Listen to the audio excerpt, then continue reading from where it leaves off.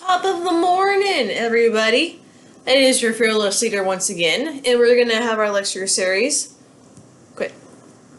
We have our lecture series, and we'll finish up finally three lectures. We're gonna finish up chapter 9, part 2 today, so that this coming week we can go ahead and get into chapter 11, which is our next section. By the way, shockingly, right? Because you guys took chapter 10 book quiz this week.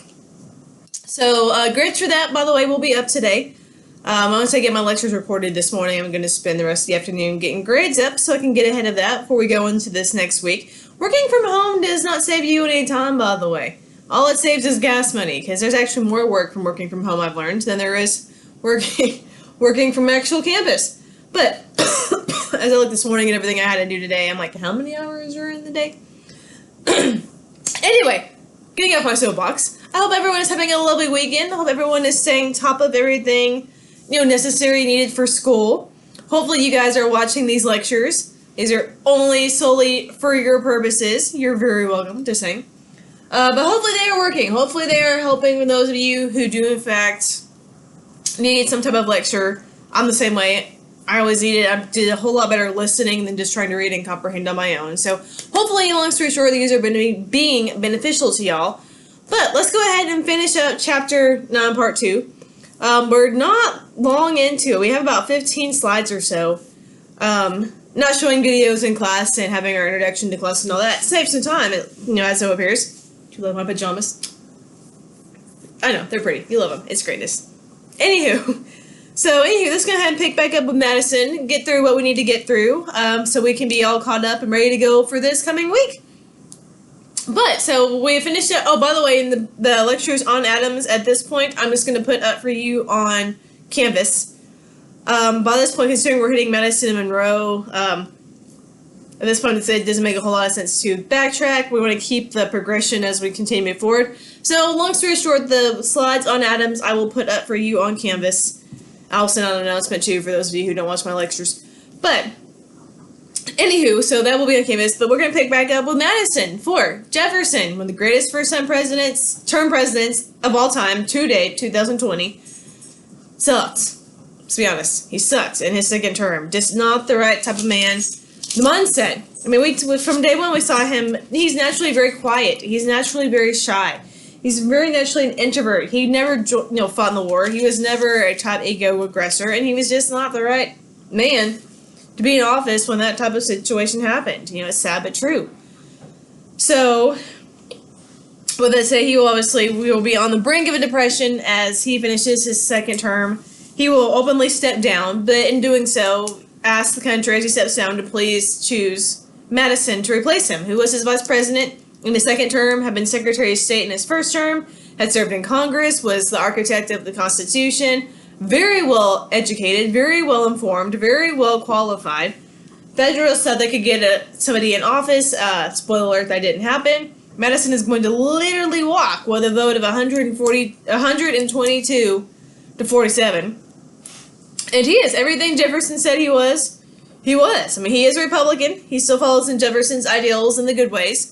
But he's going to, as soon as he gets elected and he gets into office, he is going to come out swinging regarding the situation with Britain and France. He's going to hit Congress. He's going to propose a bill. It's not like he's just going to come up with this and do this on the fly. Congress is going to approve this means he has, this idea he has of dealing with the problem with Britain and France. And long story short, it's called Macon's Bill, not Madison's. People miss that on tests all the time. Macon's Bill, number 2. Long story short, he's, going to try to handle the situation by coming at it from both sides. He's going to go to Britain and be like, look, this whole thing has gone too far. Jefferson didn't handle things well. The embargo was completely unfair to y'all. We totally get it. Oh my God, we're so sorry. Like, here's the deal. We don't want any beef and drama. So I'll tell you what. We're going to lift the embargo with you guys, right? We're going to lift the embargo. Hi, buddy. What are you doing? Can you say hi to our followers? Hi. Yes, I know. We're going to lift the embargo, and we're going to completely go back to doing... Hi, honey. Hello. Hello. Hello. Go back to doing all the business in the world. Hi, Ruby. But with you. So we're going to completely, like, if you promise to quit attacking our ships at sea, hi, Sugar Bean. You're going to promise to quit attacking our ships at sea. If you promise to quit stealing and imprisoning American crew. If you promise to leave us alone and still just start going back to buying American goods from us, we will lift the embargo. We'll do all the business in the world with you. But we'll still keep the embargo on France. We'll still keep France out of it. We'll still keep, them cut out. And we'll just do all the business in the world with you if you quit attacking our ships and smuggling our goods. Sound fair? And then he turns to Napoleon and say, look, this poor thing with Jefferson, what happened, the fact he did this to y'all still wasn't fair. Completely not your fault. You poor things, you're the ones that are flying under the radar. So not fair and okay. We're so sorry. I tell you what, if you promise to quit attacking our ships at sea, we'll go back to doing all the business in the world with you. Blah, blah, blah. Makes the same offer to both sides. Basically stating if they quit attacking our ships at sea and smuggling our goods, we would lift the embargo with them but still keep it on the other side. As in, hey, we're going to favor you guys, right? Congress approves this. We're going to give it a whirl. We're going to try it. Then Britain says, you know what? We're going to trust you. Okay, fine. Deal. Yeah, sounds good. Let's go for it. Let's do it. Or Napoleon says, you know what? I think we smell the rats. This doesn't quite seem like this makes much sense in our heads. I don't think the dogs are playing. I'm waiting for them to knock over my laptop. I can see, shame on you if you fool me once, you're not fooling me twice. I see problems with this from the get-go. You know what? You're trying to get us. We're going to get you first. So, they will Ruby. Britain will agree to it, and so will France. But Napoleon will, after he agrees to it, will go to Britain and say, hey, look, by the way, guys, James Madison of the United States came to us and made this offer. This is what he offered us. We were just curious, did he possibly make a deal like this to y'all too? To which Britain goes, WTF! Like, right? But you guys are being silly. I'm like, WTF? What? Hi, Sugar Bean. Hello, Sugar Bean. Can I record my lecture, please? And we'll go for a walk and play later. That would be greatness if you would let me do that. Could you let me do that? I'd really appreciate it. Thank you. So, Brayden's like, what? WTF? And Napoleon says, I knew it. I freaking knew it. I knew it. So, no, that's not what happened. So, long story, y'all are so distracting. Long story short, so both sides are going, or France, I'm sorry, they are distracting me, guys.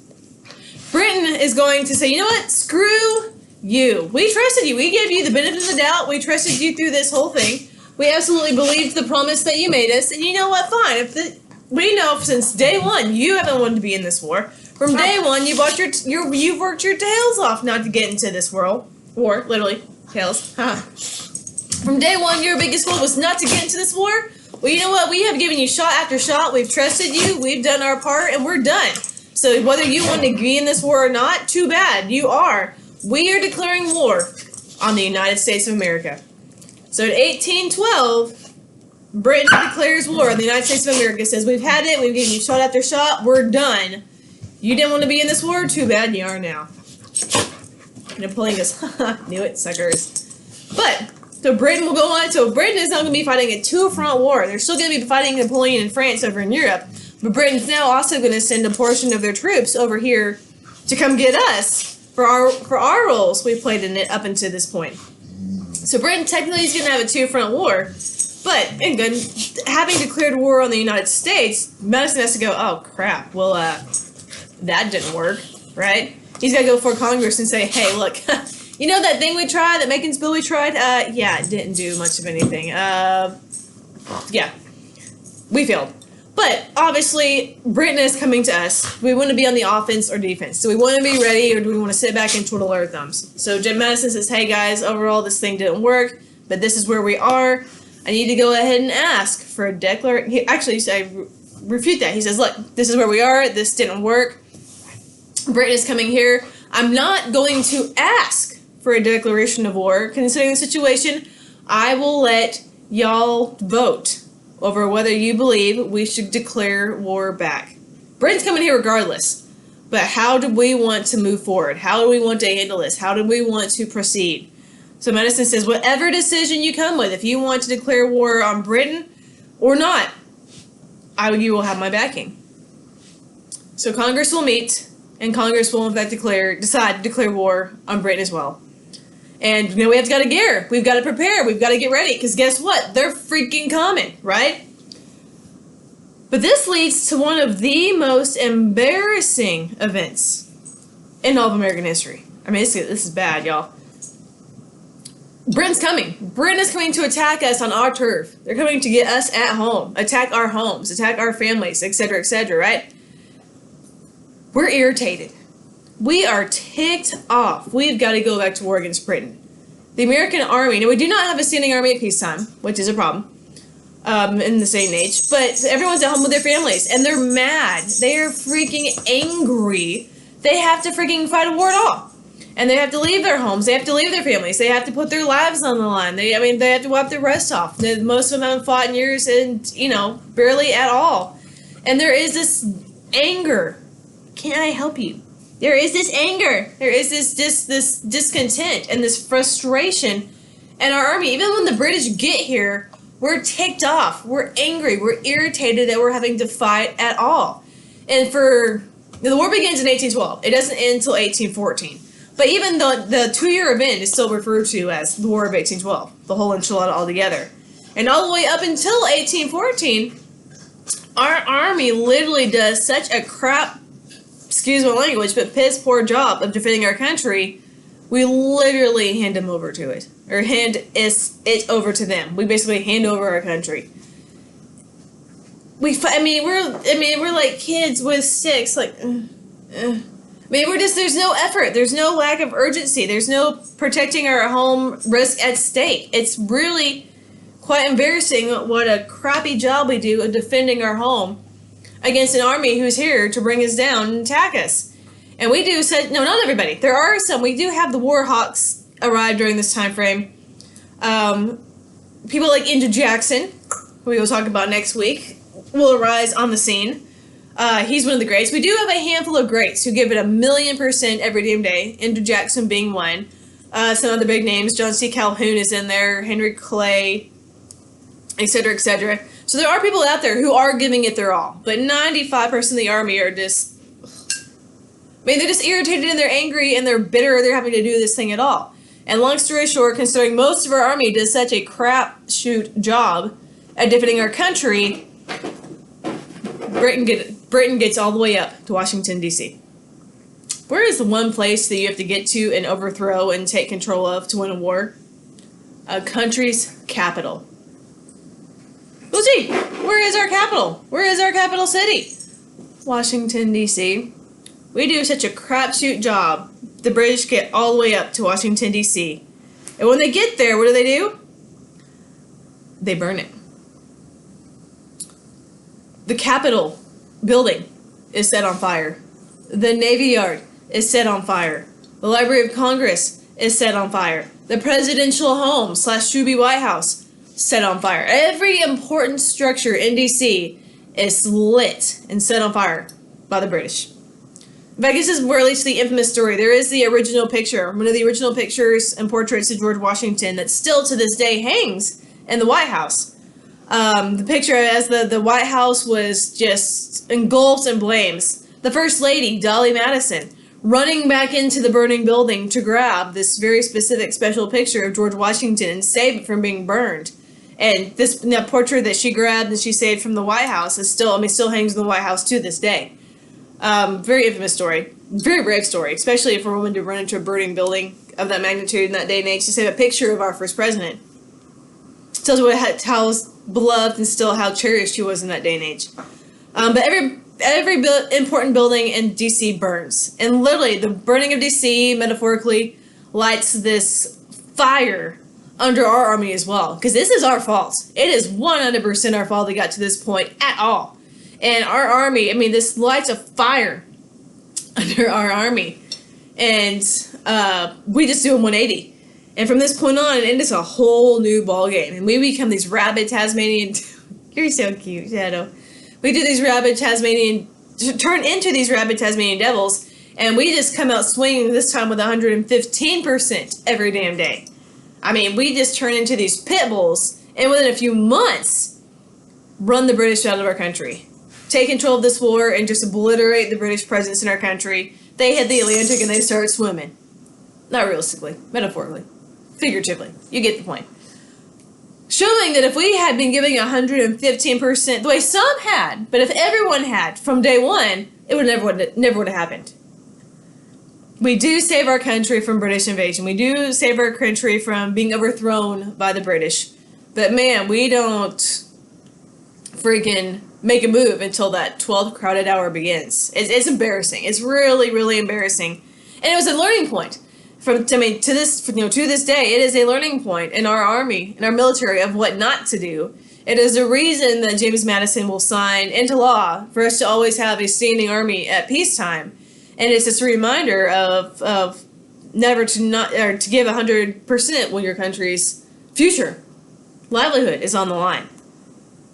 But long story short, not only do we run the British out of our country in 1814, after 20 years, people, 20 freaking years of basically continuous war between Britain and France, the war between Britain and France will finally also come to an end that same day.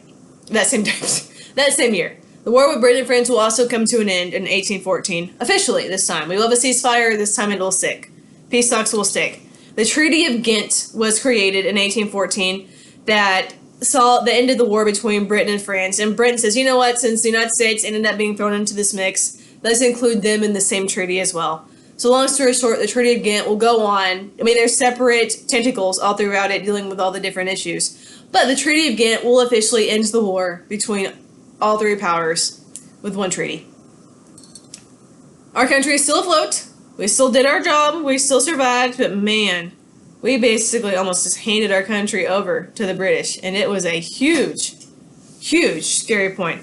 Now, interestingly enough, the War of 1812 comes to an end in 1814. The most famous and infamous battle of the war doesn't happen until 1815. Down in New Orleans.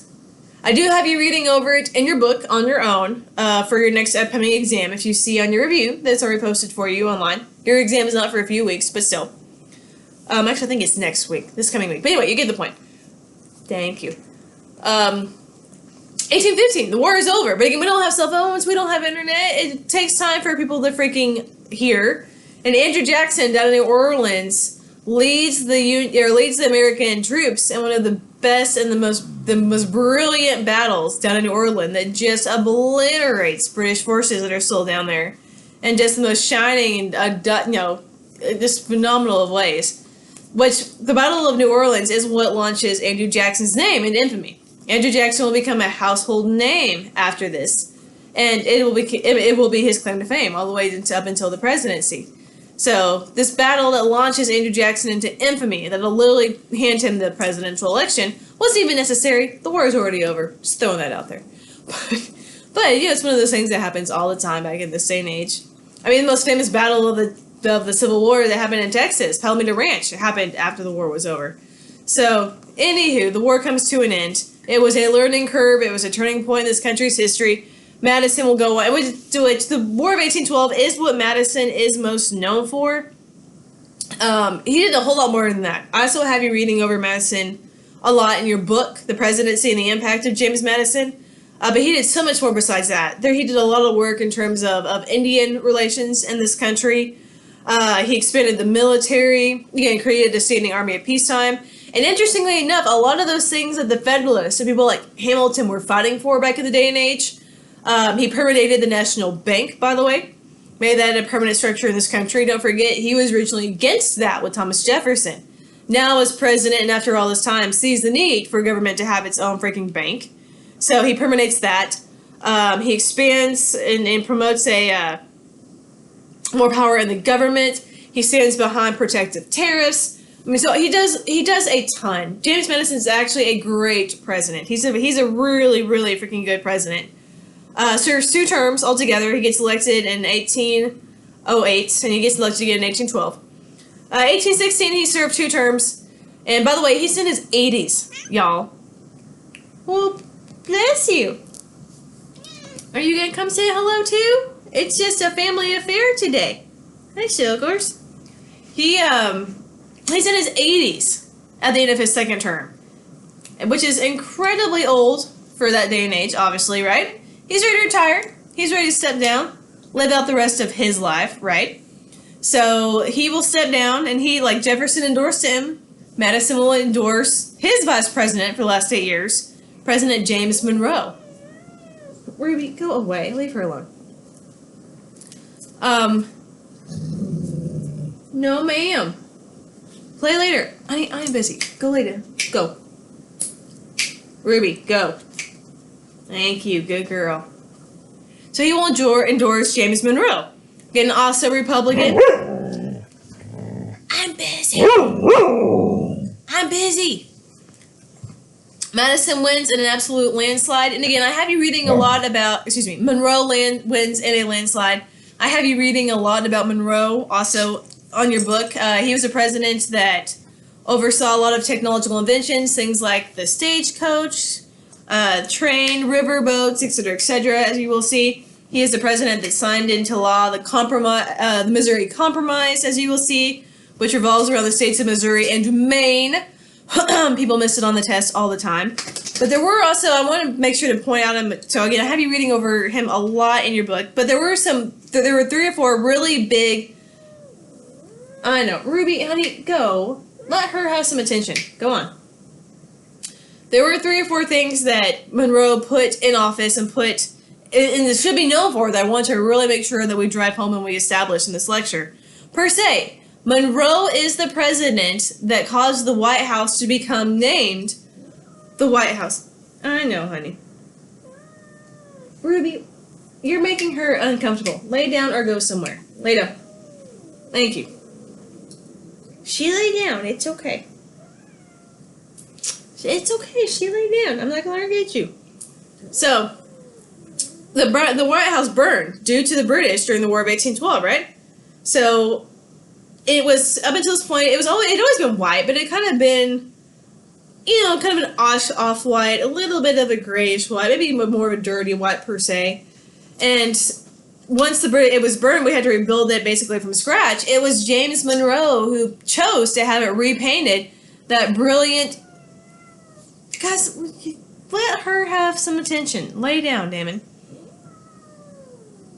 I'm telling him. Damon, lay down. Go somewhere. Dean, come on. Go somewhere. Go somewhere. Shadow, you're fine. Dear Lord. My apologies. We're having an issue. See? Real time, people. Shadow, you're fine. Damon, go. Thank you. He's gone. So, anywho, it was Monroe. Can't make this stuff up, people.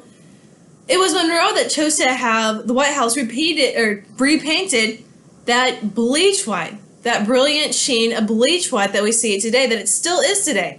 And it's when Monroe had it painted as that brilliant bleach white that the presidential home became renamed the White House. Y'all good? Y'all good now the dogs are gone? Poor Shadow.